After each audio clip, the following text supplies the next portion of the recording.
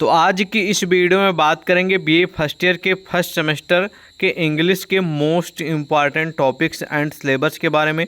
जो भी छात्र 2023 और 24 के सेशन में या फिर 25 या 26 या फिर आने वाले किसी भी सालों में परीक्षा देने वाले हैं इंग्लिश की, उनके लिए बहुत ही महत्वपूर्ण वीडियो है, क्योंकि इंग्लिश सब्जेक्ट है, ठीक है। और इसमें आपको सिलेबस और मोस्ट इम्पॉर्टेंट टॉपिक्स अगर आपको पता रहेगा तो आपको काफ़ी हेल्प मिलेगी। ये आपको हेल्प मिलेगी कि हाँ भाई, परीक्षा में जो प्रश्न हैं वो कहाँ से आते हैं। तो सिंपल सा यही आपका उत्तर होगा, या फिर मेरा भी यही उत्तर है कि जो आपका पेपर होता है उसमें जो प्रश्न आते हैं वो most important topics and syllabus से ही आते हैं। सिलेबस के अलावा अलग कहीं से कोई भी क्वेश्चन नहीं आता। तो सारे के सारे क्वेश्चन सिलेबस से ही आते हैं। तो आई होप आप समझ भी गए होंगे, ठीक है। तो सब्जेक्ट आपका देखिए, ईयर आपका फर्स्ट ईयर है, सेमेस्टर आपका फर्स्ट है, सब्जेक्ट इंग्लिश और प्रश्न पत्र पेपर का नाम, यानी जहां से प्रश्न आएंगे उसका नाम है English pros and writing skills. ये आपके प्रश्न पत्र पेपर का नाम है। तो English pros and writing skill को हिंदी में बोले तो इसको बोलते हैं अंग्रेजी गद्य और लेखन कौशल, ठीक है। तो इंग्लिश गद्य का मतलब यही हुआ कि इंग्लिश गद्य में आप कविता, नाटक, उपन्यास, ठीक है, आदि सारी चीज़ें आती हैं, ठीक है, इंग्लिश प्रोज में, ठीक है, यानी इंग्लिश गद्य में। तो आपको उसमें नाटक है, उपन्यास है, ठीक है, कविता है, ये सारी जो विधाएं होती हैं इनके बारे में आपको पढ़ना पड़ेगा, ठीक है। यहाँ से प्रश्न आएंगे जो कि आपके सिलेबस में जो भी वहाँ पर राइटर हों, ठीक है। और राइटिंग स्किल्स, इसका मतलब होता है कि लेखन कौशल। लेखन का मतलब राइटिंग तो आप लोग जानते हैं, जो लिखा जाता है, ठीक है। लिखने की कला के बारे में, लिखने की कौशल के बारे में, ठीक है। लिखने की जो एडवांस लेवल की स्किल होती है, ठीक है, कौशल जिसको बोलते हैं। तो कहने का मतलब कि कोई भी जटिल काम, ठीक है, आसानी से किया जा सके उसे ही हम कौशल कहते हैं। तो राइटिंग स्किल का मतलब ये है कि बहुत सारे जो हार्ड वर्क होते हैं, जो लिखने में बड़ी समस्याएं होती है ना, तो उसके लिए जो एडवांस लेवल की स्किल क्या है, कोई ज़्यादा काम है, मतलब कि बहुत जटिल काम है, उसको आसानी से कर दिया जाए, तो वो राइटिंग स्किल्स के माध्यम से आपको इसमें पढ़ना पड़ेगा, ठीक है। तो चलिए आते हैं सिलेबस। पूरा का सिलेबस जो है इंग्लिश में है, लेकिन आप लोग अच्छे से समझ पाएँ इसलिए मैंने इसको हिंदी में कन्वर्ट कर लिया है, जिससे आप लोगों को ज़रा सा भी समस्याओं का फेस ना करना पड़े। और आप चाहे हिंदी में अपना सिलेबस पढ़ें चाहे इंग्लिश में पढ़ें, लेकिन जो सिस्टम के अनुसार इंग्लिश में है, लेकिन इसको मैंने हिंदी में आप लोगों के लिए तैयार किया है, ठीक है, सिर्फ हमने। और इसकी पीडीएफ भी हम आपको प्रोवाइड करने वाले हैं, जिससे आप लोग को तैयारी करने में ज़रा सा भी समस्या नहीं आएगी, ठीक है। तो फर्स्ट यूनिट देखिए, पूरा का पूरा सिलेबस 8 यूनिट में डिवाइड है, ठीक है। 8 यूनिट से जुड़े क्वेश्चन आएंगे। तो पहले यूनिट में आपको पढ़ना पड़ेगा अंग्रेजी में भारतीय लेखन का परिचय, यानी कि जो अंग्रेजी के जो भारतीय लेखन, यानी कि अंग्रेजी के जो लेखक हैं, ठीक है, राइटर हैं, उनके परिचय के बारे में। भाई जैसे कि हिंदी में बहुत सारे भारतीय लेखक होते हैं, ठीक है, रचनाकार होते हैं, कौन कौन से लेखक हैं, कौन कौन से कवि हैं।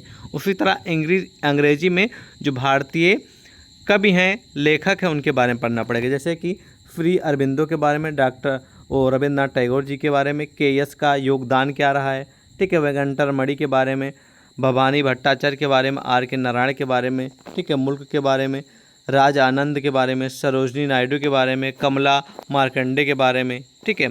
ये आप जो इसमें कुछ प्रमुख भारतीय लेखक हैं, लेखन हैं, ठीक है, इनके बारे में आपको इनका परिचय पढ़ना ही पढ़ना पड़ेगा। और ये आपके सिलेबस में है, ठीक है। आपका जो बीए फर्स्ट ईयर का फर्स्ट सेमेस्टर का है सिलेबस, उसमें इन सभी के जो लेसन है और इन सभी को इसमें इंक्लूड किया गया है, ठीक है। तो ये आपकी परीक्षा में इन्हीं कुछ कवियों, कुछ लेखकों में से प्रश्न जरूर आएंगे। लगभग सभी आपको तैयार करना है बाकी, ठीक है। तो इन सभी के बारे में आपको तैयार करना कि इनके परिचय, भाई इनका जन्म कैसे हुआ, कहाँ पर हुआ, ठीक है, और इन्होंने अंग्रेजी साहित्य में इनका क्या योगदान रहा है, ये सारी चीज़ें आपको इसमें लिखनी पड़ेगी, जो कि आपको अपने क्वेश्चन बैंक से या फिर इंटरनेट पर ढूंढ के पढ़ लेना है, ठीक है। बुक से पढ़ लीजिएगा, ठीक है, लेकिन ये मोस्ट इम्पॉर्टेंट है। जैसे कि रविंद्रनाथ टैगोर, ये मोस्ट इम्पॉर्टेंट टॉपिक है। श्री अरबिंदो, सरोजनी नायडू, ठीक है, ये तीन आपको, और ठीक है, भवानी ठीक है भट्टाचार्य और आर.के. नारायण, ये कुछ ज़रूरी हैं जिनको आपको तैयार कर लेना है, ठीक है, मेरे अनुसार इनके परिचय के बारे में। ओके, समझ में आ गया। उसके बाद यहाँ पर कुछ है कि भारतीय लेखन के विकास की दशा में नयनतारा सहगल आदि अंग्रेजी में, ठीक है, यानी कि भारतीय लेखन के विकास में, यानी कि जो अंग्रेजी का लेखन विकास रहा है, इसके बारे में आपको इसके विकास के बारे में लिखना है। ठीक है, महत्वपूर्ण टॉपिक है। First unit clear. और इस वीडियो हमने आपको सिर्फ यही बताने का प्रयास किया कि आपको भाई इंग्लिश में कहाँ कहाँ से क्वेश्चन आएंगे, और जिन छात्रों को इंग्लिश में सिलेबस पढ़ने में समस्या हो रही थी तो वो हिंदी का भी सहारा लेकर तैयारी कर सकते हैं, इसलिए मैंने इसको बताया आप लोगों को। ठीक है, और कौन कौन से टॉपिक्स है जहाँ से प्रश्न आएंगे जिनको आपको तैयार करना है वो हम आपको बता रहे हैं। ठीक है, बाकी आपके पास बुक है तो उसमें से तैयारी करिए, नहीं तो क्वेश्चन बैंक से तैयारी करिए, नहीं तो इंटरनेट से तो आप गूगल करके पढ़ ही सकते हैं। ठीक है, यूनिट नंबर 2 में आपको पढ़ने पड़ेगा लघु कथा। लघु कथा का मतलब होता है शॉर्ट, ठीक है, स्टोरी के बारे में आपको पढ़ना पड़ेगा। ठीक है, शॉर्ट स्टोरी। तो आपको यहाँ पर शॉर्ट स्टोरी में लिखना मतलब कि थोड़े शब्दों में, मतलब कम शब्दों में यहाँ पर आपको चित्रण करना होगा, चरित्र और चित्रण। ठीक है, वर्णनात्मक, तकनीकी और संरचना के बारे में।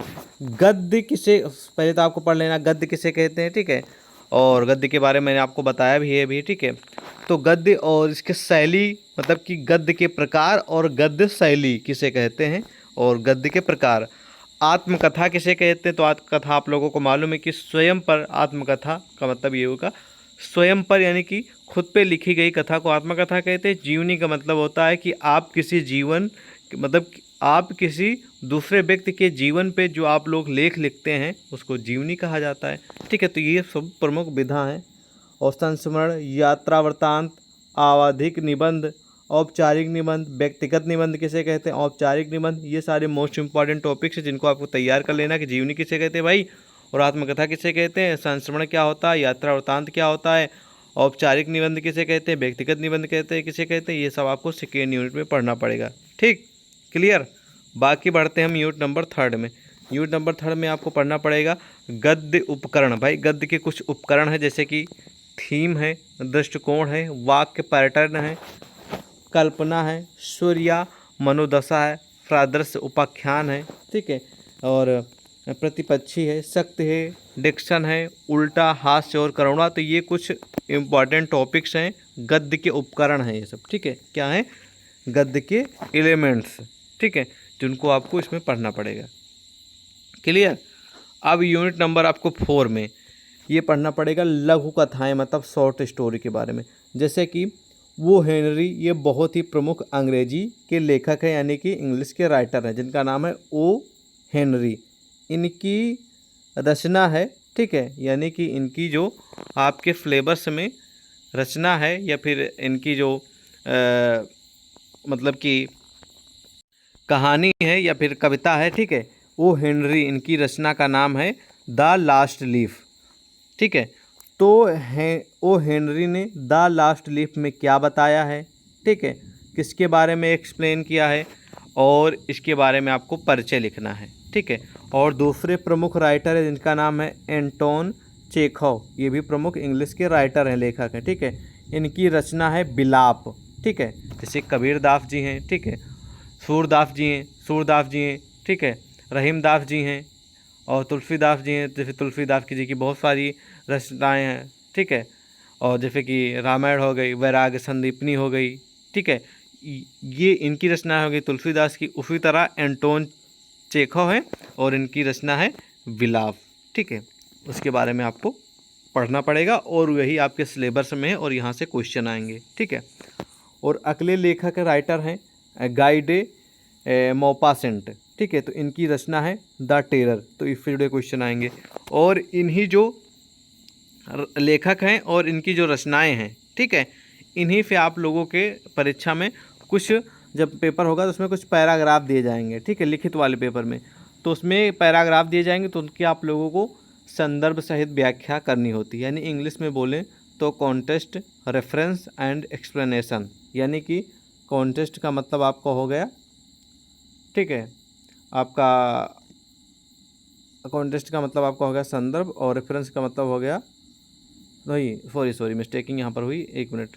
कॉन्टेस्ट का मतलब हो गया संदर्भ, और कॉन्टेस्ट का मतलब हो गया कॉन्टेस्ट। ठीक है, रेफरेंस आपका कॉन्टेस्ट, रेफरेंस, और आपको पढ़ना पड़ेगा एक्सप्लेनेशन। तो फिर से समझ लेते हैं यहाँ पर, 1 मिनट, हम आपको बता दें रेफरेंस। ठीक है, तो रेफरेंस का मतलब हो गया संदर्भ। ठीक है, और कॉन्टेस्ट का मतलब हो गया आपका ठीक है, प्रसंग, और एक्सप्लेनेशन का मतलब हो गया व्याख्या। ठीक है, तो ये आपको रेफरेंस, कॉन्टेक्स्ट, एक्सप्लेनेशन ये इंग्लिश में पढ़ना पड़ता है, और संदर्भ, प्रसंग और व्याख्या ये आपको हिंदी में पढ़ना पड़ता है। तो ठीक है, आपके पैराग्राफ दिए जाएंगे, उसमें बताया जाएगा। भाई आपको लिखना होगा कि पैराग्राफ दिया जाएगा, उसमें आपको बताना होगा कौन से लेसन से लिया गया है और इसके राइटर कौन है और उसमें क्या बताया गया है। ठीक है, उसके बाद आपको प्रसंग में लिखना पड़ेगा। उसके बाद जो पैराग्राफ दिया जाएगा उसके मीनिंग, मतलब कि उसका मतलब वाकई में क्या होता है, वो व्याख्या करनी होगी आपको, जो आपको दिया जाएगा पैराग्राफ, उसको एक्सप्लेनेशन बोलते हैं, एक्सप्लेन करना। ठीक है, तो ये आपको पढ़ना पड़ेगा। संदर्भ सहित व्याख्या हिंदी में भी होता है और इंग्लिश में भी आता है। यूनिट नंबर 5 में आपको यही पढ़ना पड़, यही इसी तरह के कुछ मतलब कि टॉपिक्स हैं। लघु कथाएँ यानी कि शॉर्ट स्टोरी के बारे में है। ठीक है, ध्यान से सुनेंगे आप सभी। तो शॉर्ट स्टोरी में यानी कि इनकी जो कहानियाँ हैं, शॉर्ट स्टोरी हैं, रचनाएँ हैं, M.R. आनंद, ठीक है, ये भी राइटर है इंग्लिश के। इनकी रचना है नई व्यापार संघ। तो इस पर जुड़े क्वेश्चन आएंगे। ठीक है, ये आपको तैयार करने लाए। R.K. नारायण, ये भी प्रमुख राइटर है इंग्लिश के। इनकी रचना है आपके सिलेबस में BA फर्स्ट ईयर के फर्स्ट सेमेस्टर में इंग्लिश में बरगद के पेड़ के नीचे। इन पर जुड़ा क्वेश्चन आएगा। अगला आपका है अनीता देसाई, ये भी आपके सिलेबस में है। ठीक है, और ये भी इंग्लिश के ठीक है राइटर हैं, यानी कि अनीता देसाई। ठीक है, और इनकी जो रचनाएँ हैं वो है गेम्स, ठीक है, एट ट्वाइलाइट। ठीक है, इससे जुड़ा क्वेश्चन आएगा। ठीक है, आपकी परीक्षा में। तो ये आपके हो गए राइटर, लेखक, और इधर इनकी रचनाएँ हो गई। ठीक है, तो उनसे जुड़े आपकी परीक्षा में प्रश्न आएंगे। ठीक है, और ध्यान रखेंगे, तैयार कर लीजिएगा। अब अगला आपका यूनिट आ गया 6 नंबर यूनिट में, यानी 6 नंबर यूनिट में आपको पढ़ना पड़ेगा फ्रांसिस बेकन अध्ययन के बारे में, चार्ल्स लैम्ब सपने देखें देखो बच्चे, ठीक है, जोसेफ एडिसन चर्च में सर रोजर।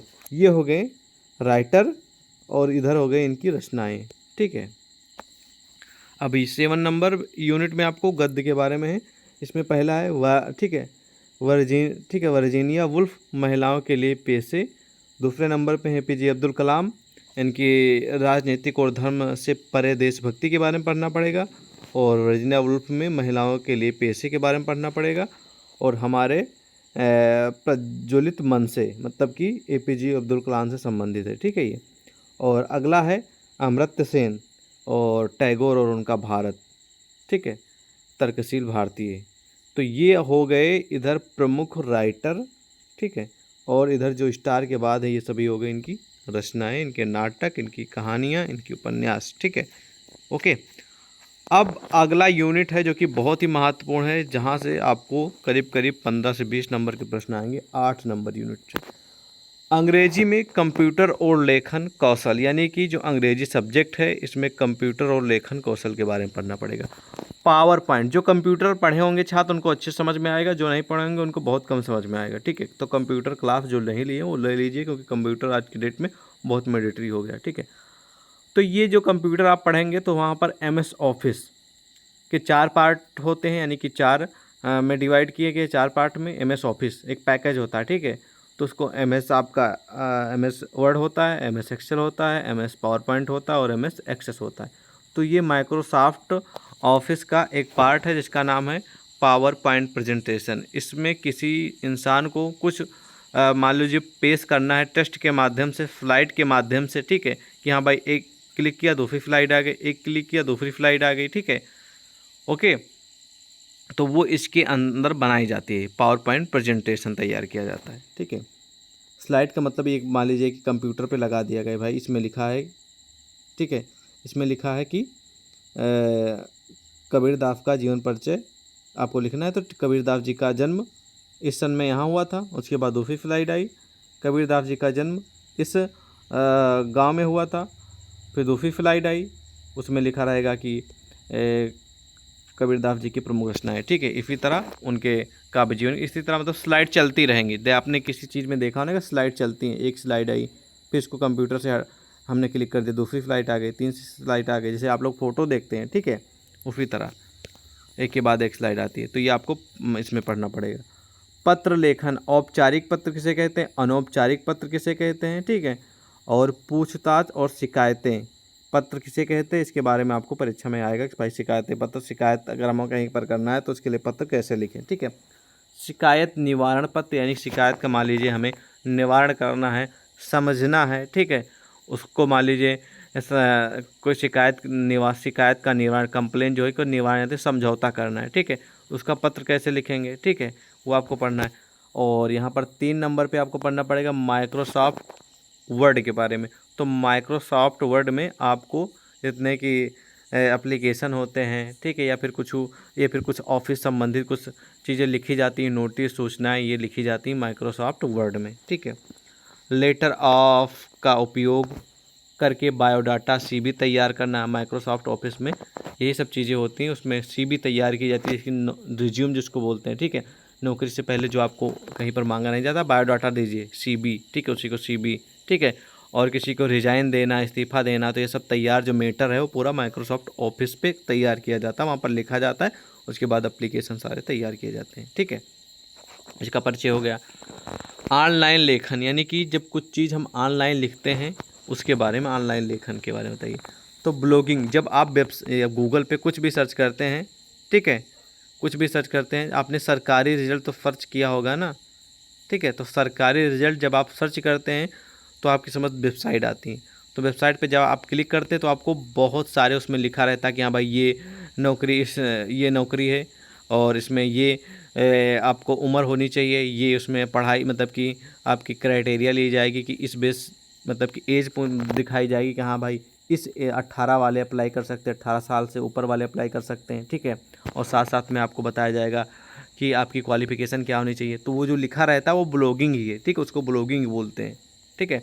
सामग्री लेखन और प्रभावी ईमेल लेखन, मतलब कि जब आप लोग किसी को मेल करते हैं तो वो भाई आप मेल ही तो करते हैं ना, तभी तो उसके पास जाता है। ईमेल तो समझते हैं ना, जब हमें किसी माध्यम से एक शहर से दूसरे शहर मेल भेजना है, एक अपने गांव से दूसरे गांव, या फिर अपने दोस्त यार में कोई हमें एक पत्र लिखना है मेल के माध्यम से, मेल के यानी कि ऑनलाइन के जरिए भेजना है किसी को, तो वहाँ पर ईमेल का सहारा लिया जाता है।